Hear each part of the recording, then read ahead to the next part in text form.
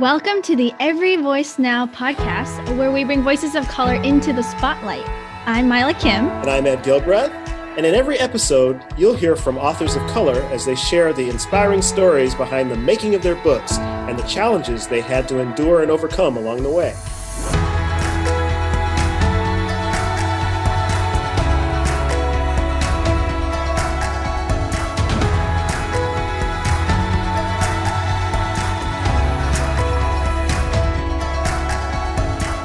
So what are you? Have you ever been asked that question, Mila? What are you? What am I?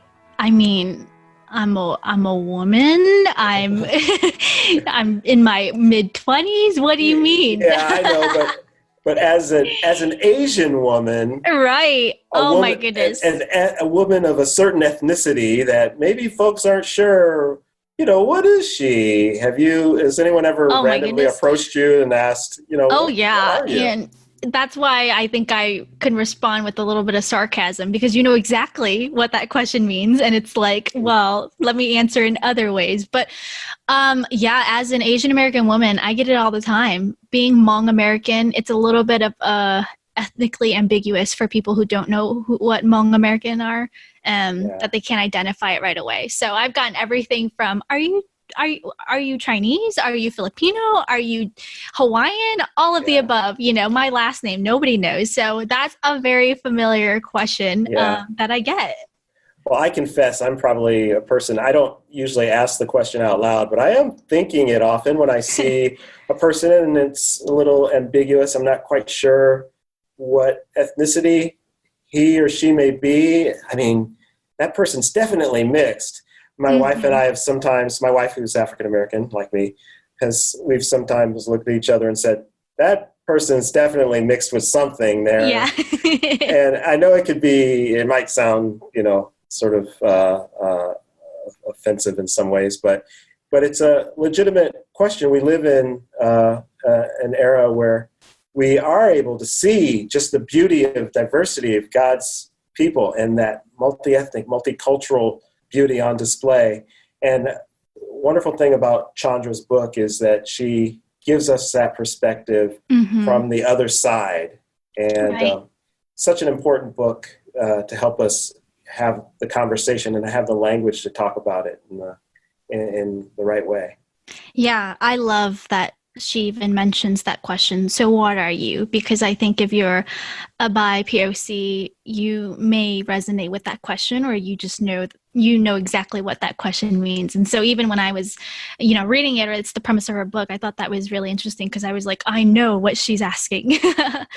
But yeah, I mean, loved our conversation with her. I think I'm going to give a little bit of the podcast away just because I really loved this nugget that she gave. So hopefully this isn't spoiling the episode. Hopefully it makes people stay on. Well, go for it. But she said that, when people talk about multi-ethnicity, they're talking about different monoethnic people coming together and making, and becoming a diverse group. But Chandra Crane is talking about me as an individual being mixed, like that's multi-ethnic. And when she said that, I was just like mind blown, like, wow, that is next level, like a conversation that I don't think we're having currently. And I think needs to be had as we're thinking about future generations. Yes, that was wonderful.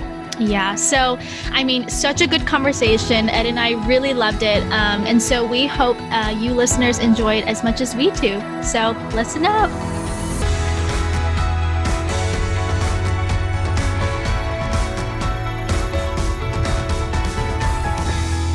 So we're excited to welcome Chandra Crane, author of Mixed Blessing, to the Every Voice Now podcast today. So welcome, Chandra. Thank you. Thank you for having me.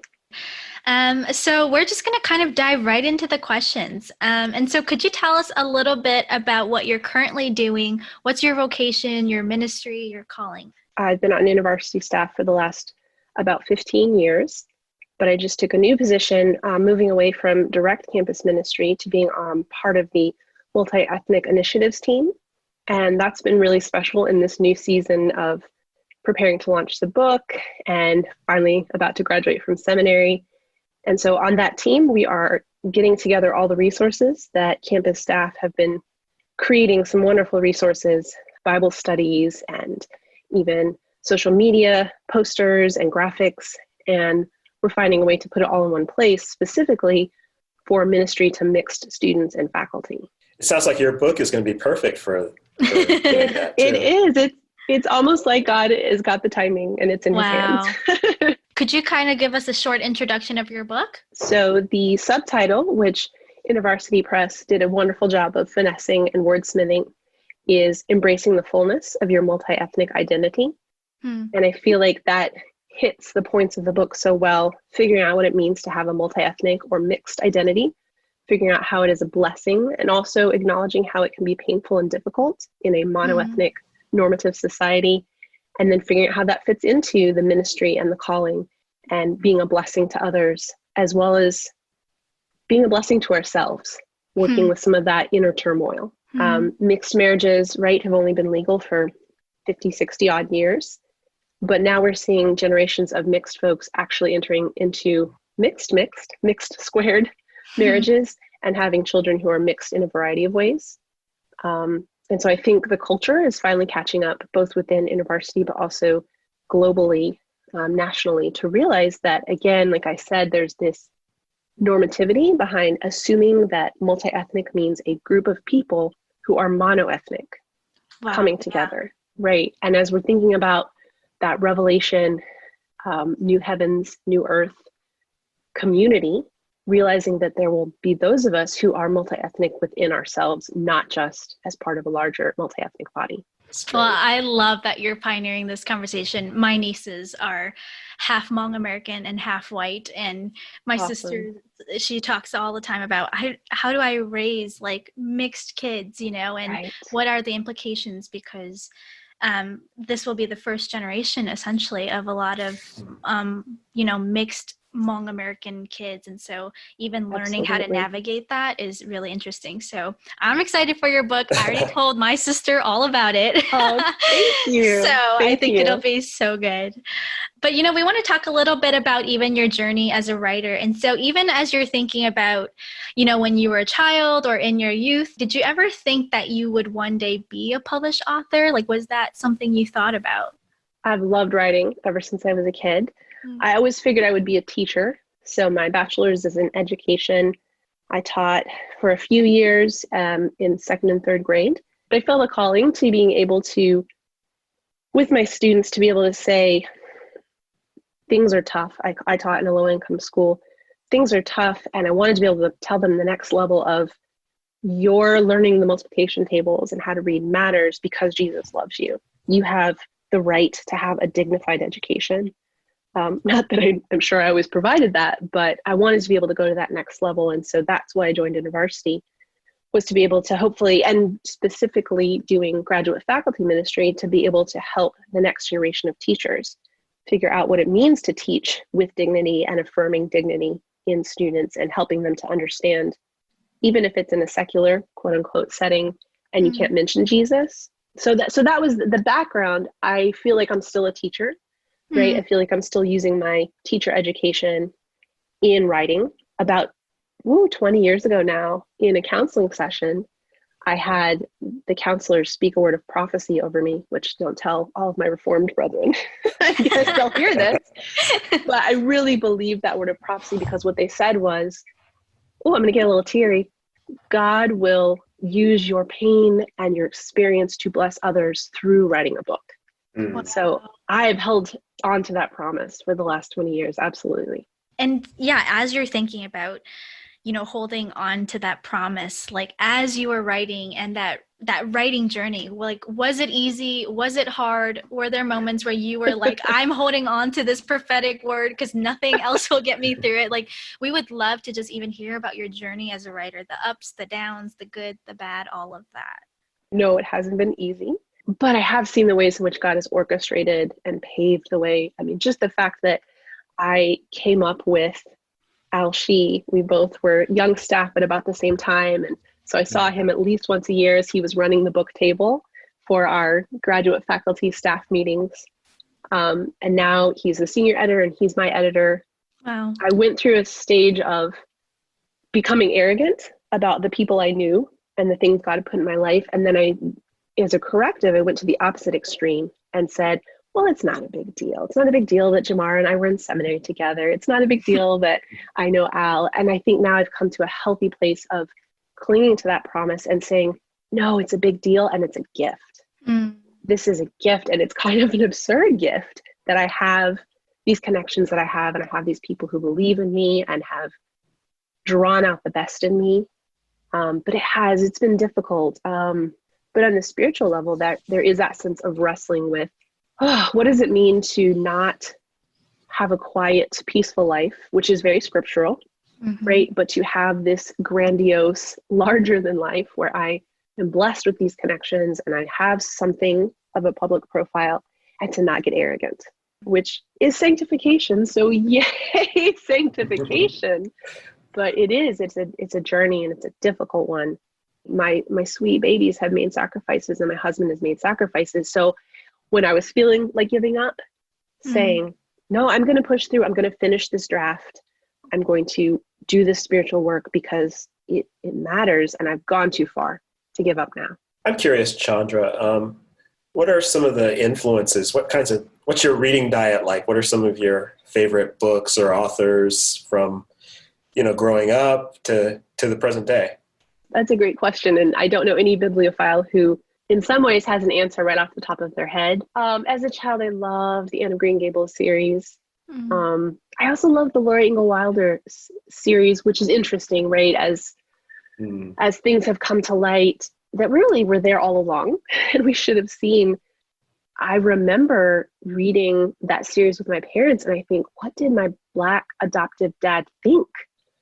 Was he just doing the hard minority work of trying to not be wounded and pushing aside things like minstrel shows and mentions of darkies that you see in Laura Ingalls Wilder, and how much was he wounded by it? So I'm now trying to kind of do a corrective, and I can't remember the name of the series, but there are several series from the perspective of natives, right? Dealing with this colonization, dealing with the westward expanse, manifest destiny. So those are powerful, reading those with my daughter. And then lately, as I said, I'm finishing up seminary. So my diet has been a lot of meat and heavy, weighty things that are, commentaries and things like that. So figuring out how to find joy in that has been tricky. And then, of course, I can plug every IVP author that's come out recently and the beauty of their stories. There you go. Right? Feel free to do so. Yes. Absolutely. I mean, Esau McCauley, I was so tickled. Our pastor mentioned him in his sermon this past week. I loved Imitation of Solitude and Silence. What a powerful book that is. And then, of course, I'm horribly biased, but Color of Compromise by Jamar Tisby. So powerful. Yes. This is such good stuff, and we're only in our first segment of this talk, and so we're going to just take a quick break, but when we return, we're going to talk with Chandra about her journey of getting published, and so stay tuned, and thank you guys for listening to the Every Voice Now podcast.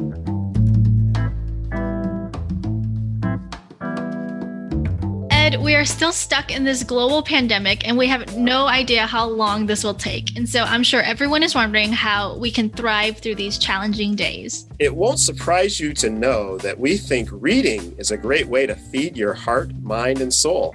And IVP can help. Visit everyvoicenow.com and you'll find new and forthcoming releases from IVP by authors of color. And stay tuned for a special discount on today's featured book.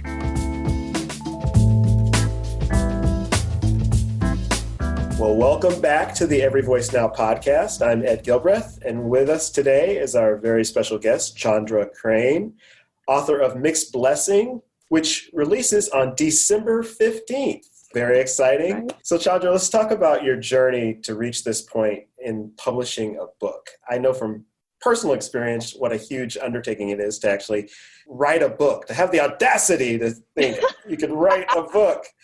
But it's a huge task for you, for your family, for your sanity. Could you tell us a little bit, when did you start thinking, I could do this? I'm going to write a book?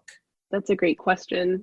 So another IVP book that was foundational for me was Sunday Tucker Fraser's Check All That Apply.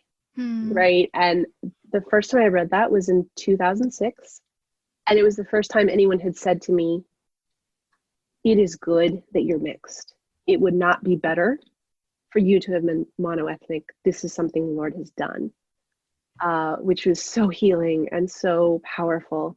And so I bought several copies and gave them to everyone I could find who I thought they would bless. And then suddenly I couldn't find any more copies because it went out of print. And so I started, I'll be honest, I started harassing poor Al. I said, why aren't these on the table? And his response was, well, we need the next generation. We need the updated book, both in terms of new challenges and new things, such as having mixed folks, having mixed children. There was a certain point in which, probably 9 years ago now, another friend who's also on staff, Andy Kim, he looked at me and he said, well, why don't you write it? Which is the most horrifying, beautiful, terrifying, empowering thing you could say to someone, right, who's clinging to this prophecy of you will write someday. And I had done some articles by this point and done a few things. So that began a long journey, like I said, 9 years ago, right? So life ebbs and flows. You have children, you have seminary, you have family matters, you have all sorts of things that are important and good. And so focusing on those. But I guess 3 years ago now, the writing workshop, Al and Lisa Rick offered the writing workshop for InterVarsity staff. And so I went to that.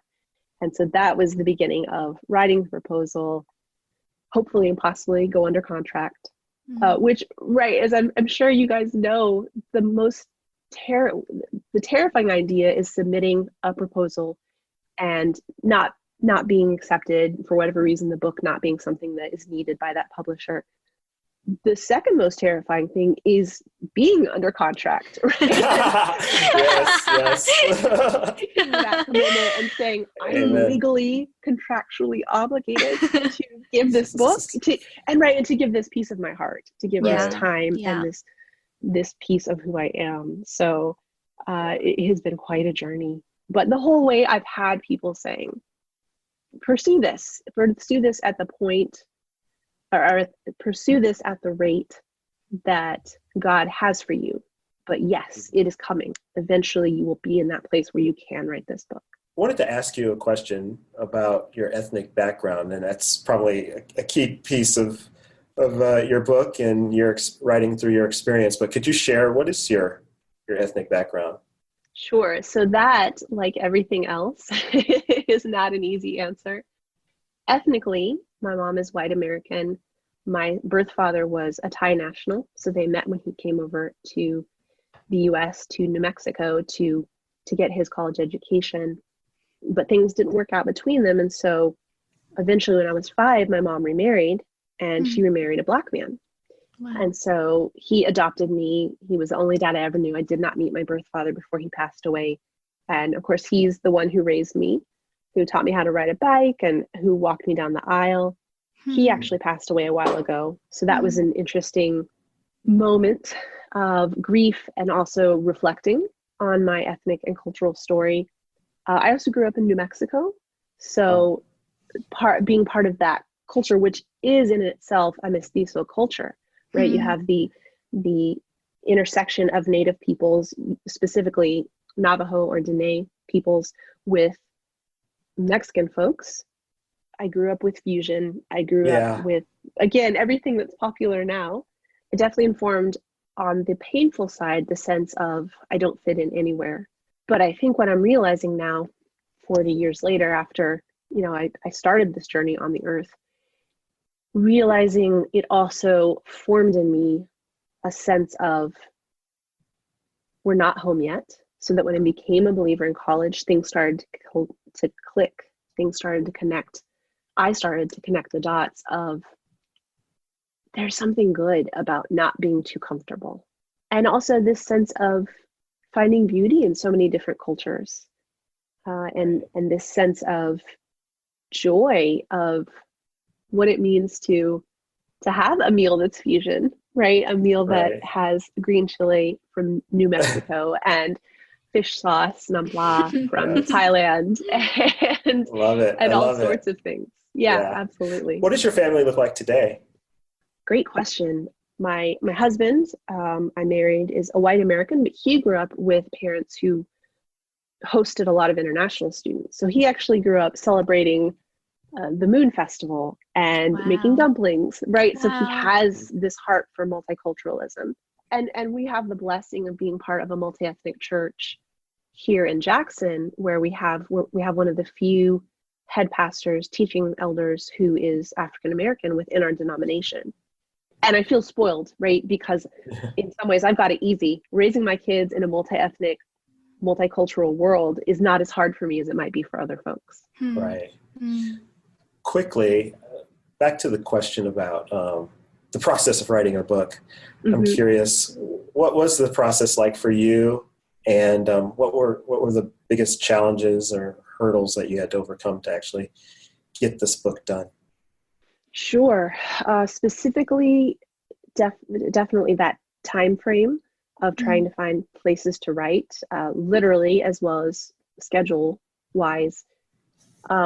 Wanting to be with my kids to write, and also finding, I think it goes back to a sense of calling. I believe firmly that being a mom and a wife is very important, but also I don't want to idolize that. And even while I want to value stay-at-home moms, housewives, those who are really never getting a vacation or a break, right? Affirming myself on my own calling that I am writing and I am doing campus ministry and I can do that well and not abandon my family wholly. So that is probably not the short answer, but there you go. No, but quickly, what key piece of advice would you give to other authors of color who are thinking about, maybe I have a book in me? What kinds of encouragement would you give them?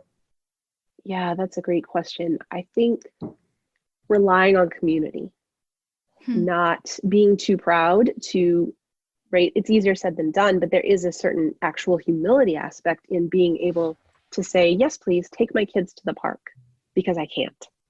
And being willing to say, it's okay to not be selfish, but to put myself first so that I can bear this book into life, so that I can birth this book, so that I can make this book a resource to other people of color as well as the dominant culture.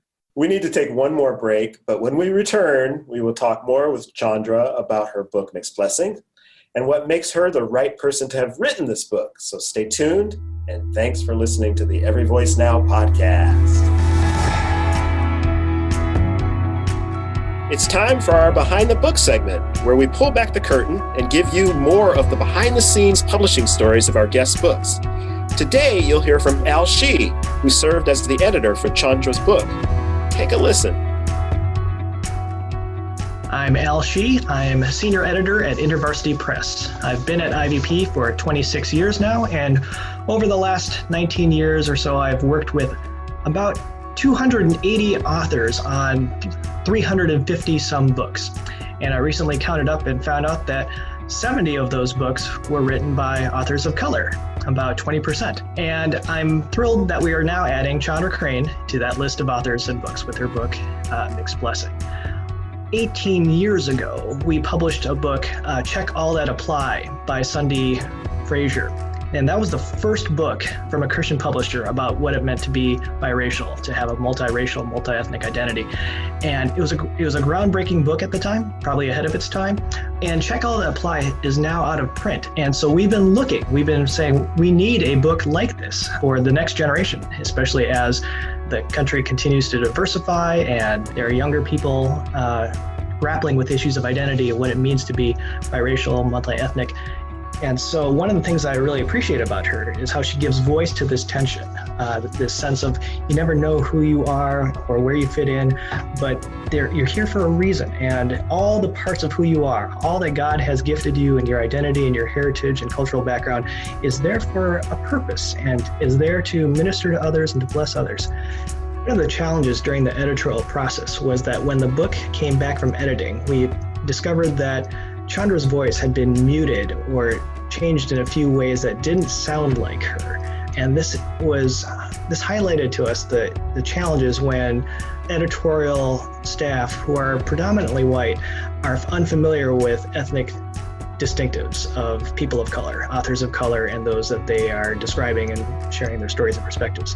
So Chandra pushed back, and I'm glad she did, because we were able to go back and say, here's what happened in the editing process, and here's what we can do to make those voices, to restore those voices and make sure that they are heard in ways that are consistent with their identity.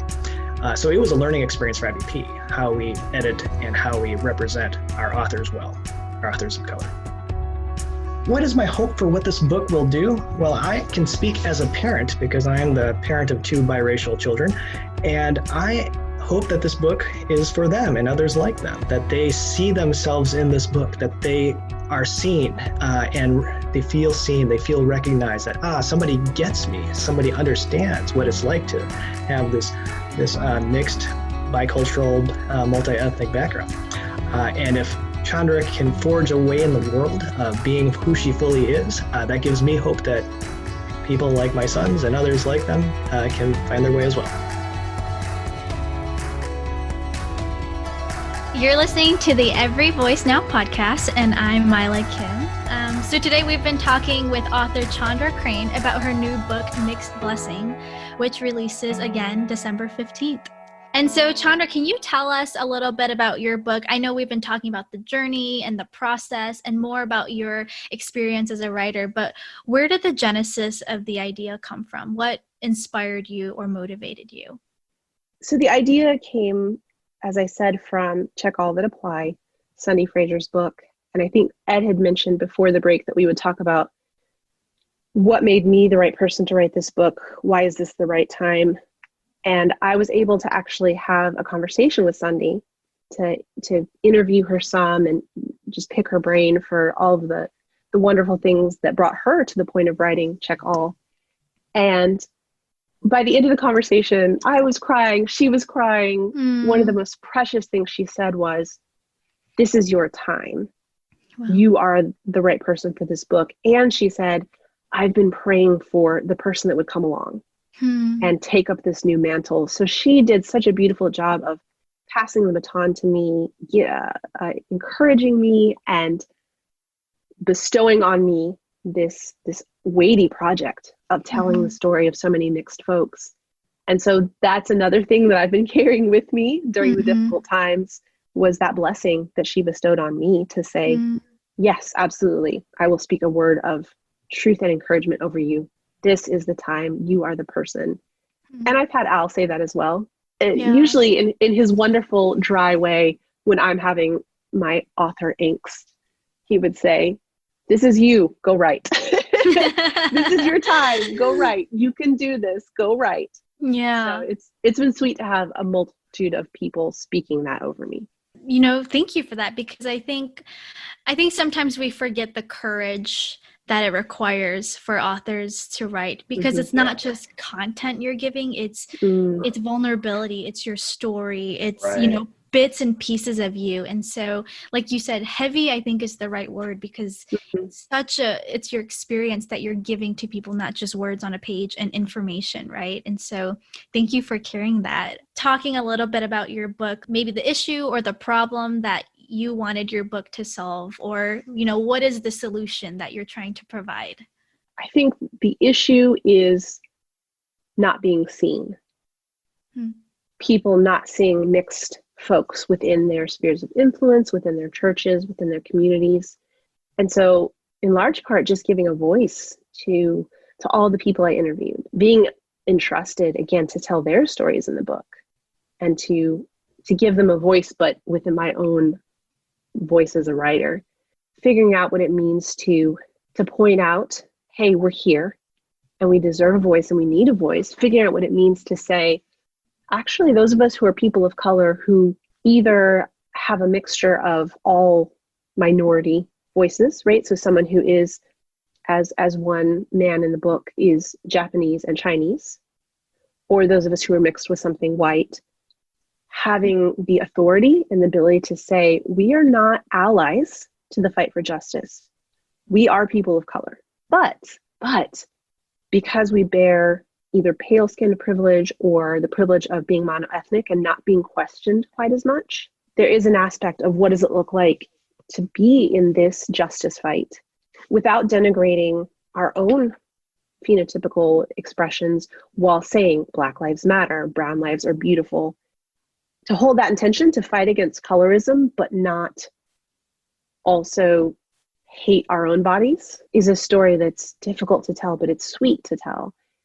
And I think also, in addition to providing the visibility for those with mixed stories, also providing that community, that place to say we deserve to have a space where we can lament and laugh together about what it means to be unseen, the awkwardness of code switching, the sense of never being home, but also making a home wherever you go, has been really powerful just to start that conversation or even further that conversation, because it's been started, but to further that conversation in this specific time for this era, for this generation, and say, this is our table.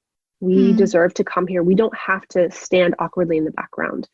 We don't even have to bring our own folding chair. We get beautiful carved chairs to do this analogy to death. We deserve to sit at this table as full members and break bread with others like us. And that is actually God's vision for it. Yes. That is what he wants for us. To affirm people in that has been really powerful.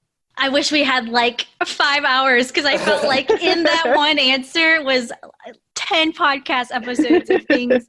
Man, so much to talk about. And I think just how necessary it is for voices like yours and your voice to be heard during especially a time like this. And so I know we want to kind of wrap it up, but I wanted to ask you, why does your particular ethnic voice, your mixed ethnic voice, why does it matter in a subject like this? And what's lost without your voice? And what is gained with your voice being able to contribute to this world? I'm very wordy. God bless Al. He has edited me while retaining my voice and helped me to figure out how to answer things succinctly, but with nuance, right? Which is definitely the mixed story.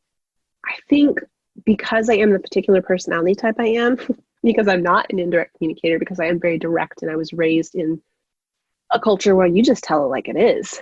I think that's been powerful for me having that sense of privilege, but also having the sense of disprivilege, to bring that together. What does it look like to have a voice that is direct and says, hey, I'm here, but in a humble way, in a way that doesn't denigrate and belittle other voices, and in a way that can work with a majority culture, with people who are primarily privileged, to open their eyes and to say, here is a way that you are missing the least of these, and let me walk with you.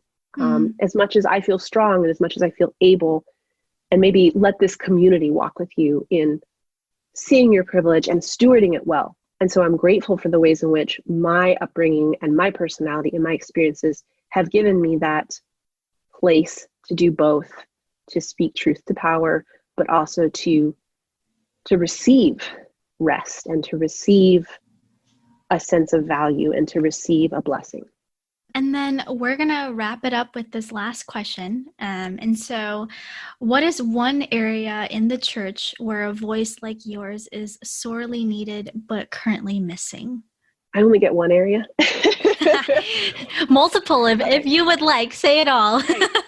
Check all that apply. Yes, check all that apply. Yes, yes. So I'll say one overreaching area, one broad area. I think, as I alluded to earlier, is the fight for justice, and is the reminder to tell the church, one, you don't have to do this all on your own. So to majority culture, pastors and congregations, you don't have to do this all on your own. In fact, we don't want you to do this all on your own, because that's not true justice. But also to say, here's the way to engage justice with nuance, to look at complicated things and not try and just reduce them to their basest area, to not try and reduce them to the simplest expression, but to say, this is actually nuanced and it's complicated and it's uncomfortable and we don't have all the answers. Yeah. So speaking that truth into them, and then speaking, as I said, rest into minority communities, into mixed stories, and saying, I love the Be the Bridge ministry, but I feel like white folks should have to be the bridge, not mixed folks. Because a lot of times that's what we're asked. We're not asked to build bridges, which is powerful and good. We're asked to be bridges. And as other philosophers and theologians have said, the bridge isn't my back. So I think it was Ekemini Uwan who quoted Gloria Anzaldúa saying, no, you don't have to walk over me to reach a place of justice and goodness and valuable multicultural churches. You get to help me have the bricks that I need, and let's build this bridge together. And I think that's very important because we're tired, right? Minorities are tired, and I think mixed minorities are tired in a very unique way. Well, thank you, Chandra, for your time and just so much of your wisdom. It's just, we're so excited to have you on this show and this podcast. And so we look forward to seeing the impact your book has on the church and the world. Yes, thank you. Thank you for having me. And, I'll plug IVP again. Thank you for highlighting my voice and being willing, not because it's trendy or because it's the bottom line in terms of finances, but being willing to take a risk on authors of color. Again, not because we're risky, but because the system is broken. And so it is risky for a publisher to say, no, we're going to highlight these folks and their voices no matter what the cost. So thank you very much. Ed, I'm so glad we could talk to Chandra today. I mean, it was such a good story of how her unique background and her story actually resulted in this new book called Mixed Blessing. So can you let people know how to find out more about Chandra if they're interested? Absolutely. You could find her website at chandracrane.com. You can follow her at Twitter at Chandra L. Crane or on Instagram at Mixed Blessing Book. And her book, Mixed Blessing, can be found at ivpress.com. And if you use the code EVN40, you can get 40% off and free shipping in the US. So take advantage of that great deal. You can find out all of these details on our webpage at everyvoicenow.com, where you'll find also the show notes for this episode and much more. Thanks for listening to the Every Voice Now podcast, brought to you by IVP. Our producer is Helen Lee, and Jonathan Clauson is our sound engineer. We'd be grateful if you could review and recommend us on iTunes, Spotify, or wherever you listen to your favorite podcasts. And we'd love feedback. So please feel free to get in touch with us with your comments, critiques, or questions. You can find us on Instagram and Twitter at Every Voice Now, or you can email us at info@everyvoicenow.com. And so join us next time for another inspiring episode of Every Voice Now.